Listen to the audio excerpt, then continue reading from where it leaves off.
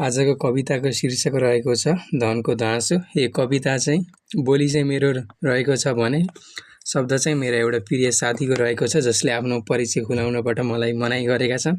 सुरु गरौँ। नदेखा धनको ध्वाँसो तेरो बोली फेरि भोलि होला बोली फाँसो।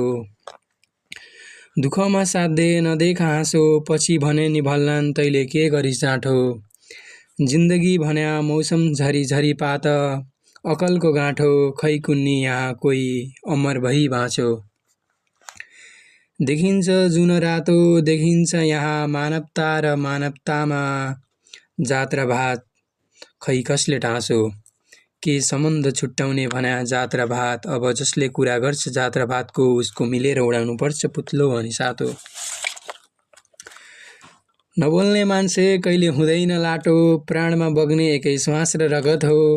नाना थरी चापिएला नभन धेरै तिमी बाटो। सबैलाई टन्टो रनको स्वभाव यहाँ अन्धो सब मनको लीला जिन्दगी छ मेरो अतौ न पतो। प्रेममा नजोड मूल्य महँगो प्रेममा नजोड तिमी मूल्य महँगो सस्तो आफू बन नबन अरू जस्तो। तर नदेखा धनको ध्वाँसो तेरो बोली फेरि भोलि होला बोली फाँसो।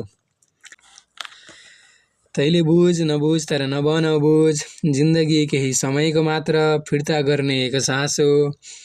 बलियो हुन्न भाग्य देखाएर छिनो पात्रो। बेलैमा होस गर पछुतोमा पछि आफ्नै जीवन लाग्ला फेरि नाठो। नरुनु तिमी कहिले सोची घर न घाटको। नयाँ नौलो गर्नु तिमी नमान्नु डर समाजको नयाँ नौलो गर्नु तिमी नमान्नु डर समाजको। साहस देखाउनु तिमी एक विराट सम्राटको पक्का हुनु है सधैँ वचन र बोलीको। कदर गर्नु तिमी आत्मविश्वासको निभाउने गर भूमिका सम्बन्ध अनि साथको।